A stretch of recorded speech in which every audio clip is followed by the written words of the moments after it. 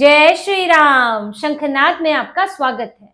महाराष्ट्र की राजनीति में इस वक्त हलचल मची हुई है और सबसे ज्यादा खलबली है उद्धव ठाकरे की पार्टी में, शिवसेना यूबीटी में, क्योंकि ये जो स्थानीय निकाय चुनाव है और उसके बाद जो बीएमसी चुनाव होंगे वो इनकी पार्टी के लिए आखिरी मौका है।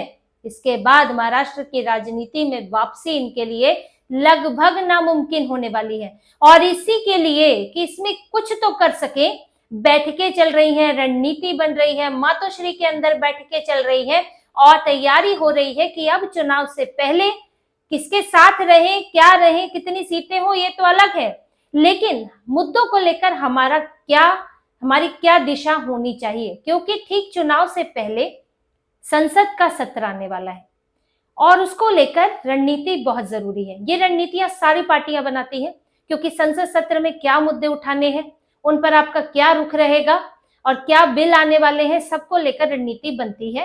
जिसके पास भी ठीक ठाक संख्या में सांसद हैं तो उसकी रणनीति रहती है। अब इनके पास भी लगभग 9 सांसद हैं और ये भी मायने रखता है कि कुछ खास ऐसे मुद्दे होते हैं जिन पर शिवसेना यूबीटी का रुख देखा जाता है और उस रुख के आधार पर इन्हें बीजेपी, एकनाथ शिंदे ये सब टारगेट भी करते हैं, तो इसलिए उद्धव ठाकरे को संभलना पड़ता है। ऐसे में उद्धव ठाकरे इनकी पार्टी के जो पुराना रुख रहा है, जो पुराना रवैया रहा है, उसको लेकर बैठक हुई है कि और आगे अब हम इसमें क्या कर सकते हैं। इनकी पार्टी में जो मातोश्री में बैठक हुई है इनके वरिष्ठ नेताओं की, कुछ सांसद की, उसमें ये बात सामने आई है कि पार्टी ने पहले गलतियां की हैं। पार्टी ने राष्ट्रीय मुद्दों को लेकर राज्य की राजनीति में मिक्स कर दिया है कि राज्य के मुद्दे अलग हैं और राष्ट्र के मुद्दे अलग हैं। हम राज्य के मुद्दों में कांग्रेस का साथ, शरद पवार का साथ दे सकते हैं, लेकिन जब राष्ट्र के मुद्दे होते हैं तो उसमें हमें ये ध्यान देना चाहिए कि उसमें शिवसेना यूबीटी का, खास तौर से शिवसेना का क्या पहले से स्टैंड रहा है और हमारा कोर वोट आधार क्या है। ये गलतियों के कारण विधानसभा चुनाव हाथ से गया, लोकसभा में भी थोड़ा बहुत अच्छा परफॉर्मेंस रहा, लेकिन वो बात तो नहीं रही जो पहले शिवसेना की हुआ करती थी। और उसके बाद तो इनके नेता जैसे छोड़ के जा रहे हैं तो पार्टी खाली हो रही है, क्योंकि लगने लगा है कि अब उद्धव ठाकरे अपने रास्ते से भटक गए हैं, वो तुष्टीकरण के बीच में फंसे हुए हैं और बड़े बड़े मुद्दों पर उनका स्टैंड बदल चुका है। इसीलिए अब उनके साथ रहने का कोई फायदा नहीं है, वो बार बार टारगेट हो रहे हैं। पार्टी में खासतौर से चर्चा हुई है वक्फ संशोधन बिल की। पिछली बार विधानसभा में, संसद के अंदर जो वक्फ संशोधन बिल लाया गया उसमें शिवसेना यूबीटी ने उसका विरोध किया और अरविंद सावंत ने जो चर्चा में बोला है उसकी काफी मीडिया में हेडलाइंस बनी। यहां तक कि इससे पहले जो जेपीसी बनी थी उस पर भी अरविंद सावंत जो कहते थे, इनके सांसद है, वो भी हेडलाइंस बना और उसको जो एकनाथ शिंदे है, खास तौर से शिवसेना, उसने खूब उठाया कि कैसे ये लोग तुष्टीकरण कर रहे हैं। और ये मुद्दा कोई महाराष्ट्र का मुद्दा नहीं था, वक्फ संशोधन बिल, ये राष्ट्र का मुद्दा था। आपने मुसलमानों को खुश करने के लिए और खासतौर से कांग्रेस की लाइन पर चलने के लिए आपने क्या किया, संसद में इसका विरोध किया, जिसकी उम्मीद किसी ने नहीं की थी। यहां तक कि वॉकआउट की भी उम्मीद की हुई थी कि इसका वॉकआउट कर देगी शिवसेना यूबीटी, लेकिन इसका विरोध नहीं करेगी, लेकिन आपकी पार्टी ने विरोध में वोट तक डाल दिया। तो यही बात मातोश्री में चर्चा हुई है कि हमको राष्ट्रीय मुद्दों पर अलग रुख रखना चाहिए। आखिर हम कांग्रेस से अलग कैसे लगेंगे? हम वक्फ संशोधन बिल का भी विरोध कर रहे हैं, उसके विरोध में वोट डाल रहे हैं, ऑपरेशन सिंदूर में भी सवाल उठा ही रहे हैं और हम हर मुद्दे पर, खास तौर से जो हिंदुओं से जुड़े मुद्दे हैं उसमें खुलकर स्टैंड ले ही नहीं रहे हैं। हम राम मंदिर का भी विरोध कर ले रहे हैं और जो भी ऐसे मुद्दे आते हैं तो इससे यहाँ पर नेगेटिव इम्पैक्ट जा रहा है, जो असर है वो नकारात्मक है कि उद्धव ठाकरे हिंदू विरोधी हो चुके हैं, ऐसी धारणा जा रही है। और अब जो संसद सत्र आएगा उसमें कुछ मुद्दे तो उठने हैं, वो तो तय है, जैसे कि एसआईआर का मुद्दा उठेगा। एसआईआर पर चर्चा तो नहीं हो सकती है, लेकिन ये लोग हंगामा तो करेंगे। लेकिन जब एसआईआर की बात आएगी तो घुसपैठियों की भी बात आएगी, खास तौर से बांग्लादेश में जो हो रहा है घुसपैठियों को लेकर कि बांग्लादेश से घुसपैठी भाग रहे हैं, बॉर्डर पे बैठे हुए हैं, बीएसएफ पे पैर जोड़ रहे हैं, हाथ पैर जोड़ रहे हैं कि हमें जाने दो। हालांकि जांच के बाद उन्हें भेजा जा रहा है कि कोई इसमें अपराधी है तो उसे रोक लिया जाएगा। तो ये मुद्दा आएगा तो उसमें ये मायने रखेगा कि शिवसेना और यूबीटी क्या स्टैंड रखती है और फिर उसका असर चुनाव पर पड़ सकता है। दूसरा, अभी जो दिल्ली में ब्लास्ट हुआ है उसकी चर्चा होगी, कांग्रेस मांग करेगी उसकी चर्चा को लेकर। जम्मू कश्मीर की बात भी आ सकती है और उस पर चर्चा है कि संभव हो जाए क्योंकि वो एसआईआर पर इसलिए नहीं हो सकते क्योंकि चुनाव आयोग संसद का हिस्सा नहीं है और एसआईआर चुनाव आयोग करा रहा है, तो जवाब कौन देगा? केंद्र सरकार तो करा नहीं रही है, इसीलिए एसआईआर पर चर्चा नहीं होती है। वही उस पर ही सवाल उठाए जा सकते हैं जो वहां पर जवाब देने के लिए सक्षम हो।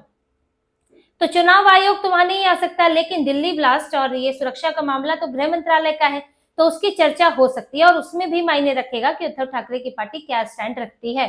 तो इस सब पर संभल कर बोलने की सलाह दी जा रही है उद्धव ठाकरे को कि हमारी पार्टी के नेता संभल कर बोले।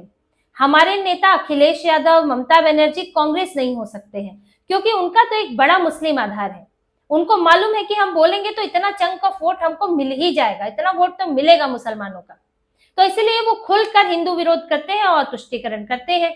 लेकिन हमें तो पूरी तरह मुसलमान भी वोट नहीं दे रहे हैं। यहाँ पर उद्धव ठाकरे के साथ यही हो रहा है कि उन पर मुसलमान भी भरोसा नहीं करते पूरी तरह, कांग्रेस के साथ होते हैं तो थोड़ा बहुत वोट कन्वर्ट हो जाता है, लेकिन पूरी तरह से कांग्रेस की तरह हाल नहीं है और यह हिंदू भी उन पर से भरोसा खो चुके हैं। तो चुनौतियां उनके सामने हैं और इन मुद्दों का असर पड़ रहा है। पहलगाम का जब हमला हुआ था, उद्धव ठाकरे विदेश में ही रह गए, आए ही नहीं वापस। कितना महत्वपूर्ण बात थी। बांग्लादेशियों को जगह जगह से भगाया जा रहा है, इनकी पार्टी जो है ठंडे बस्ते में बैठी हुई है, कुछ नहीं कर रही है। तो इसीलिए ये चर्चा हुई है कि हमारे नेता इन विषयों में अगर विरोध करना है, सरकार के साथ नहीं खड़े होना है तो भले ही ना हो, लेकिन ऐसे बयान ना दें जो कि हेडलाइंस बन जाए और सिर्फ शिवसेना यूबीटी के नेताओं की चर्चा हो रही है। खासतौर से संजय राउत की बात है। संजय राउत के बयान पहलगाम के समय भी बहुत चर्चा में आए थे, उन्होंने सरकार पे सवाल उठा दिए। अब कभी शिवसेना ने ऐसा नहीं किया और पिछली बार उन्होंने सरकार पर सवाल उठा दिए थे, वो इसी तरह था सबूत मांगने जैसा। तो यहाँ पर अब यही बात है कि हमारे नेता संसद सत्र में जो भी विषय आएगा उस पर सोच समझकर बयान दे और इसके लिए पहले से रणनीति तैयार हो। और इसलिए जरूरी हो जाता है क्योंकि अब स्थानीय निकाय चुनाव है। 246 नगर पालिकाओं और 42 नगर पंचायतों में 2 दिसंबर को वोट डलेगा।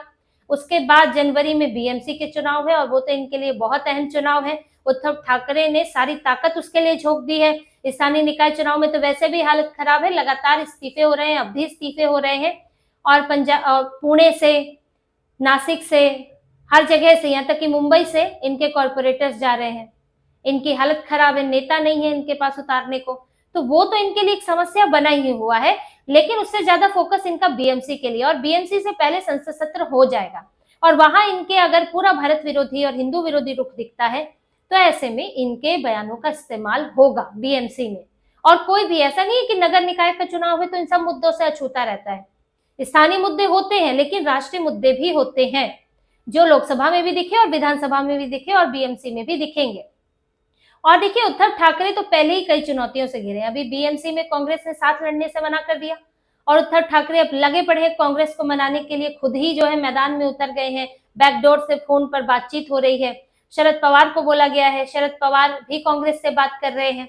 शरद पवार किस तरफ जाएंगे अभी ये भी साफ नहीं है। हालांकि वो उद्धव और राज ठाकरे के गठबंधन के साथ होने की बात आ रही है, लेकिन अंत तक कुछ नहीं कहा जा सकता क्योंकि हमेशा वो कांग्रेस के ही गठबंधन सहयोगी रहे हैं। अगर आज वो अलग हो जाते हैं तो कांग्रेस और शरद पवार का अलायंस टूट जाता है। तो यहाँ पर अंतिम में वो क्या फैसला लेंगे ये आगे देखना होगा। हो सकता है अभी कांग्रेस पर भी कुछ दबाव बनाने की कोशिश कर रहे हो।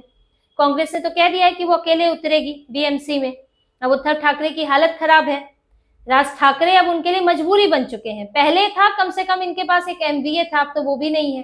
तो राज ठाकरे से ज्यादा जरूरी, राज ठाकरे के लिए उद्धव उतनी बड़ी मजबूरी नहीं है, लेकिन उद्धव ठाकरे के लिए बहुत बड़ी मजबूरी है। उद्धव राज ठाकरे तो उसी स्थिति में है ही है, उनके लिए अब और क्या बिगड़ेगा। मात्र 6 सीटें 7 सीटें उनके पास बीएमसी में है, लेकिन उद्धव ठाकरे के पास तो 84 है।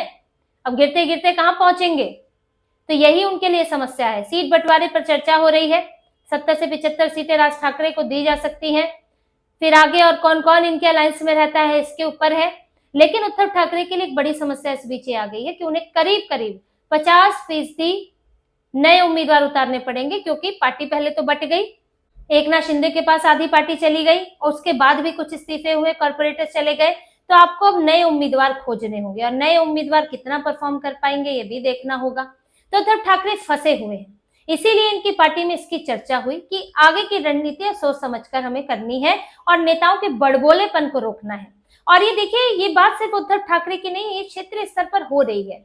ये बात राजद की बैठकों में भी हुई है, जब आकलन किया गया हार का और इन सब चीजों का, तब तेजस्वी यादव की पार्टी में भी ये देखा गया कि आखिर चूक कहाँ हुई है।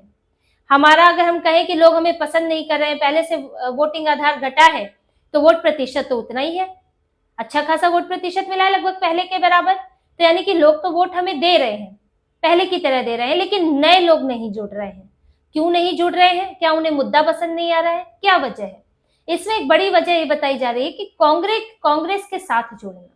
कांग्रेस का जो वोट चोरी का मुद्दा था, उसमें जो तेजस्वी यादव ने अपनी ताकत झोंकी, उसका कोई फायदा नहीं हुआ, उल्टा उसका नुकसान हुआ। क्योंकि कांग्रेस के विरोध में जो था, जो माहौल बन रहा था, वो इनके भी विरोध में हो गया। वोट चोरी और इस सब को लेकर जिस तरह का राहुल गांधी ने किया, घुसपैठियों को बचाने की बात सामने आई, तो एक हिंदुओं का विरोध तेजस्वी की तरफ भी हो गया।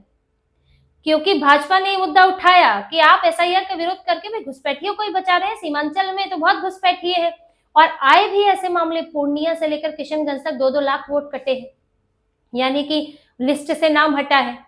तो जब तेजस्वी यादव पर तुष्टीकरण का मामला तो लगता था, लेकिन घुसपैठियों को शरण देना, घुसपैठियों को बचाना, इस तरह के आरोप नहीं लगते थे, जो कि ममता बनर्जी पर लगते हैं, वहां कांग्रेस पर लगे, लेफ्ट पार्टियों पर लगे, तो उसको लेकर नहीं था। लेकिन अब तेजस्वी यादव इसमें भी घिर गए।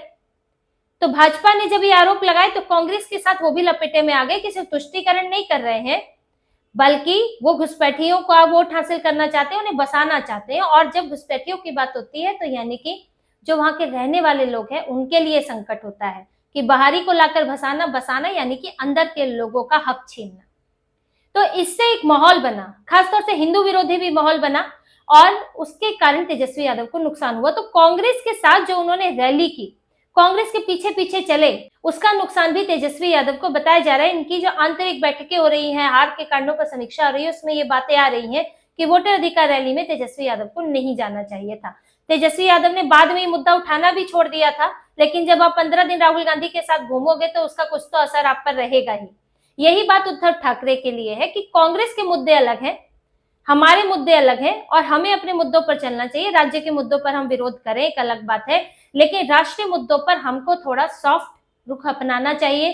पूरी तरह से विरोध में नहीं आने चाहिए। भड़काऊ बयान, और ऐसे बयान, शोर शराबे वाले रवैया हमको नहीं अपनाना चाहिए।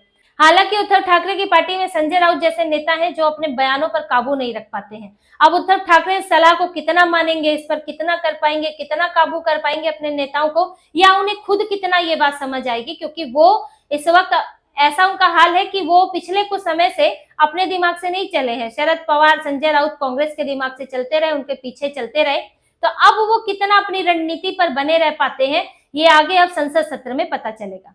तो इसी तरह की और खबरें और विश्लेषण आपके लिए लाते रहेंगे। हमसे जुड़े रहिए, सब्सक्राइब कीजिए, कमेंट कीजिए। बहुत बहुत धन्यवाद। जय श्री राम।